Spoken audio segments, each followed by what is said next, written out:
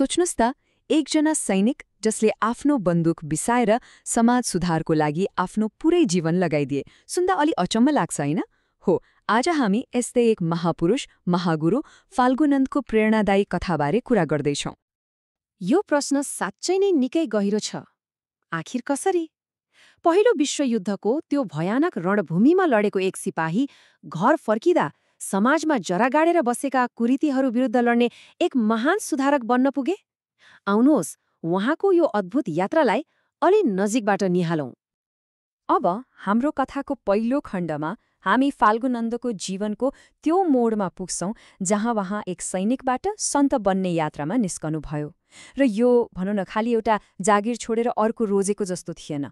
यो त उहाँको पुरै जीवन दर्शनै बदलिएको क्षण थियो। यहाँ उहाँको जीवन यात्राको एउटा सानो झलक छ। हेर्नुस् त, 1885 मा पूर्वी नेपालको इलाममा जन्म। त्यसपछि 1910 को दशकमा ब्रिटिश गोर्खा सैनिकको रूपमा पहिलो विश्वयुद्धमा सहभागी। तर त्यो युद्धको नरसंहार र विभीषिकाले उहाँको मनमा गहिरो छाप छोड्यो। अनि जब उहाँ नेपाल फर्कनुभयो, उहाँले हिंसाको बाटो सदाको लागि त्याग्नुभयो। बरु ज्ञान र समाज सुधारको मार्ग रोज्नुभयो। र यही नै उहाँको जीवनको सबैभन्दा ठूलो, सबैभन्दा निर्णायक मोड बन्यो। र अब युद्धबाट फर्केपछि फाल्गुनन्दले आफ्नो किराँत समुदायलाई एकदमै नजिकबाट हेर्नुभयो। तर उहाँले देखेको त्यो तस्बिर कस्तो थियो होला? कुन त्यस्ता समस्याहरू थिए जसले पुरै समुदायलाई जकडेर राखेको थियो? आउनुहोस्, अब हामी उहाँको सामाजिक सुधार अभियानको ठिक मुटुमा प्रवेश गरौँ। उहाँले के देख्नुभयो भने समुदायलाई पछाडि पार्ने त अनेकौं भारहरू रहेछन्। एकातिर महँगो पशुबलि र देखावटी कर्मकाण्ड, जसले गर्दा परिवारहरू ऋणमा डुबिरहेका थिए। अर्कोतिर मद्यपान, जसले समाजलाई भित्रभित्रै खोक्रो बनाइरहेको थियो। अनि सबैभन्दा दुःख लाग्दो कुरा त के भने छोरा र छोरीबीचको त्यो गहिरो भेदभाव, जसले परिवारलाई नै कमजोर बनाउँदै लगेको थियो। उहाँले यी सबै कुरीतिहरू विरुद्ध आवाज उठाउने आँट गर्नुभयो। उहाँको सन्देश एकदमै स्पष्ट थियो। उहाँ भन्नुहुन्थ्यो, यी बाहिरी आडम्बर र जटिलतालाई छोडौं र आफ्नो संस्कृतिको वास्तविक भित्री चुरोलाई बलियो बनाऊं। उहाँको लक्ष्य नै समुदायलाई शुद्ध र सशक्त बनाउनु थियो। र यसका लागि उहाँले देखाउनुभयो सरलता र सत्यको मार्ग।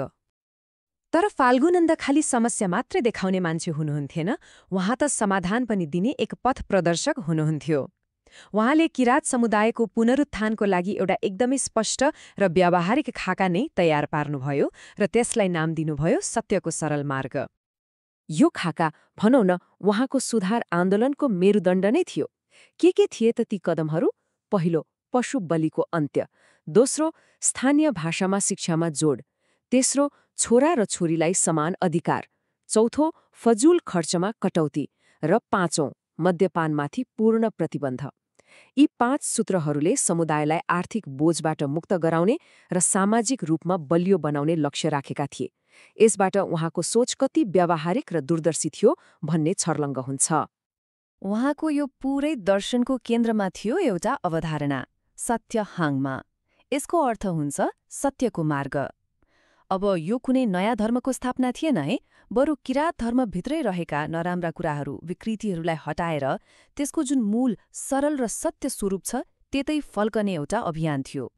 कुनै पनि सुधारकको वास्तविक सफलता उसको जीवनकालमा मात्रै देखिँदैन, उसको मृत्युपछि पनि देखिन्छ। त्यसो भए फाल्गुनन्दको विरासत कति दिगो रह्यो त? कसरी एक समयमा शङ्काको घेरामा परेका विद्रोही आज राष्ट्रिय प्रतीक बन्न पुगे? यो कथा निकै रोचक छ। यो भिन्नताले नै सबै कुरा बताउँछ। सोच्नुस् त, राणा शासनकालमा जब उहाँले आफ्नो समुदायलाई जगाउन खोज्नुभयो, उहाँलाई राज्यको शत्रु, एक विद्रोहीको रूपमा हेरियो। तर आजको आधुनिक नेपालमा उहाँलाई त्यही सामाजिक योगदानको लागि राष्ट्रिय विभूति भनेर सम्मान गरिन्छ। यो उहाँको विचारको अन्तिम विजयको सबैभन्दा ठूलो प्रमाण हो। उहाँको विरासतलाई हामी खास गरी 3वटा मुख्य क्षेत्रमा देख्न सक्छौं। पहिलो हो सांस्कृतिक पुनर्जागरण। उहाँले किराँत भाषा र पहिचानमा एउटा नयाँ ज्यान भर्नुभयो। दोस्रो, सामाजिक सुधार। अनावश्यक खर्च घटाएर परिवारहरूलाई आर्थिक रूपमा बलियो बनाउनुभयो। र तेस्रो, राजनीतिक चेतना। भविष्यमा आफ्नो अधिकारका लागि लड्न समुदायलाई तयार पार्ने आधार उहाँले नै तयार गर्नुभयो। र आज पनि फाल्गुनन्दको विरासत हरेक किराँत घरमा जीवित छ। उहाँको जन्मदिन फाल्गुनन्द जयन्ती एउटा ठूलो उत्सवको रूपमा मनाइन्छ। उहाँलाई राष्ट्रिय विभूतिको जुन सम्मान दिएको छ त्यसले के देखाउँछ भने उहाँको योगदानलाई राज्यले पनि स्वीकार गरेको छ र उहाँका सन्देश र शिक्षाहरू ती त आज पनि उत्तिकै सान्दर्भिक छन्।